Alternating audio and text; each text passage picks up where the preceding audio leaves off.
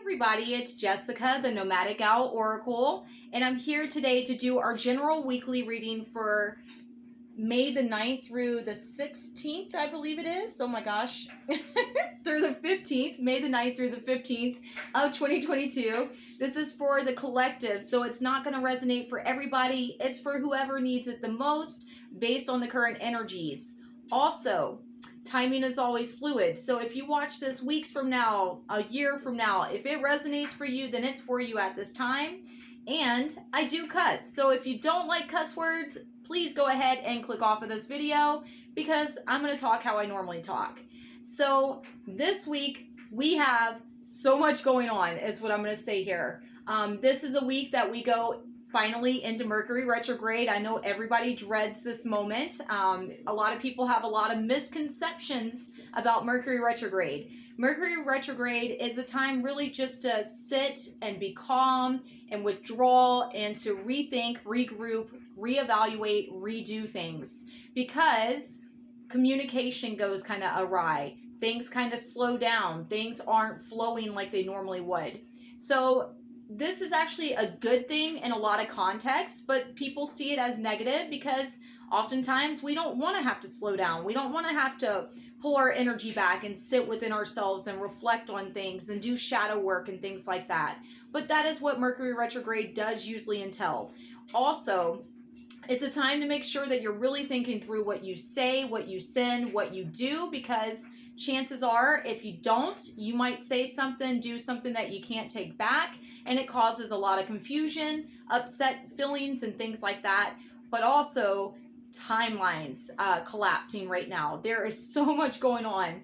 We are still in the middle of eclipse season, and we have an eclipse and full moon on Saturday. So this next eclipse that we have is going to be lunar eclipse, in Scorpio. So it's going to be dredging up these things that maybe we've hidden, that we haven't faced, that we really need to work on. Shadow work, and more shadow work, if you will. But also it can be really refreshing because we're able to heal parts and aspects of ourselves that need to be healed. It's also a full moon. So full moons are a time to release things so that we can bring in new, better things. This is a time of new beginnings, of fresh starts, of so much happening that is for our greatest good. If we're willing to do the work, if we're willing to be honest with ourselves, if we're willing to sit and embrace the unknown, knowing that whatever is happening is being divinely led and guided at this time. Now, guys, that is going to be a lot to take in for a lot of people. So ground yourself, take care of yourself, honor your energy, do the best that you can to be the best version of yourself each and every moment. We all have things we have to face. We all have things we need to work on. So don't beat yourself up if things pop up at this time that you really thought you were past, that you really thought you were never going to have to deal with again. Because believe me, I've been seeing them myself, okay? Just saying. So with that being said, I do want to show you what decks we're going to be using this week. We're using the Tarot of the Curious Creatures because I absolutely love this deck. And then another one of my favorites, the Spirit Animal Oracle. We are also using the affirmation deck of the Spirit Junkie. And as always, if you would like to book your own personal reading with me, please feel free to reach out and we can get you scheduled. I can be found on Facebook, Instagram, YouTube, by email. If you're in Asheville, North Carolina, I do work at Zen Inc., which is on the weekends, Saturdays and Sundays usually. But let's see what we need to know for the collective for our highest good and highest light at this time. All right. Ooh, fantastic. All right, so I will show you all the cards once I get them all pulled out. Also, if you haven't yet, please like, share, and subscribe to my YouTube channel so that you don't miss any of these videos that I do. Holy moly. We got some intense stuff coming through, guys, and I'm like, wow, this is fan-freaking-tastic. We have like two of pretty much the same card popping out here. Woo! All right, y'all. I hope you're ready because this is some intense ass stuff. All right, so the first card that we had that popped out here, we have the High Priestess. The High Priestess is someone that is very intuitive, very in the flow of knowing what's going on. Actually, the High Priestess is my favorite tarot card out of the whole tarot because it kind of represents me, in my opinion, because I am a psychic and I do these things.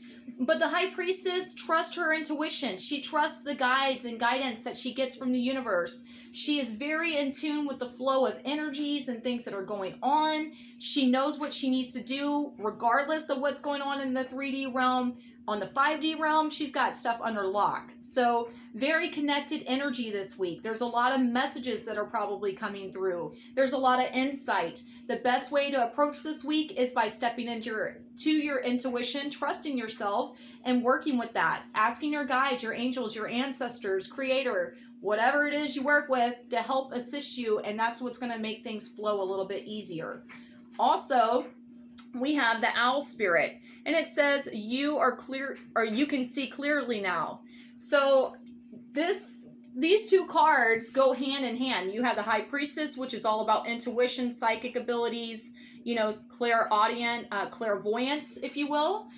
Then you have the owl. The owl is me, but the owl is able to see through the darkness, to see what others don't see, not taking a part of illusions, knowing clearly what they need to do, being able to discern and go through these times that things might seem a little bit unclear, knowing that when you trust your intuition, you will have your due north. You will have your true guidance come in.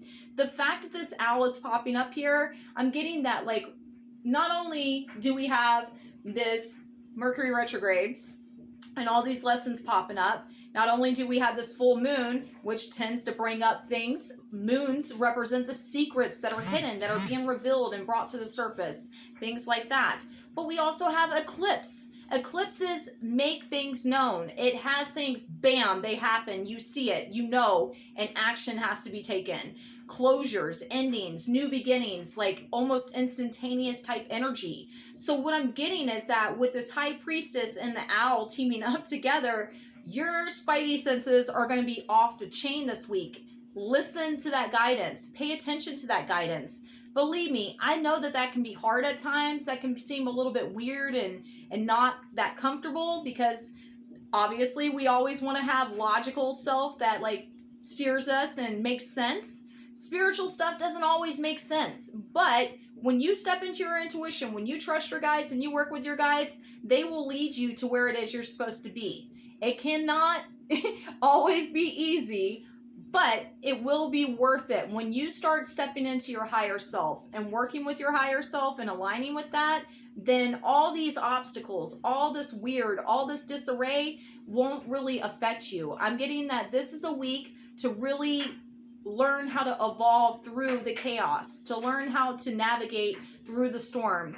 Vigvisor. I probably said it wrong, and my friends are probably going to tell me I said it wrong.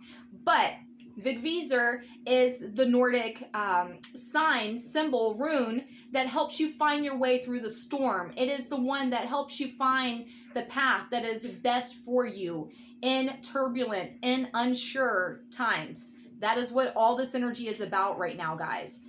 So then our affirmation that we have this week, it says, owning my power inspires others to do the same. I am not afraid to shine. So this is saying no more holding back, no more allowing other people to take control over you, no more playing games that don't serve you. This is your time to step up, to step out, to serve yourself, to walk your path, and no longer hide or,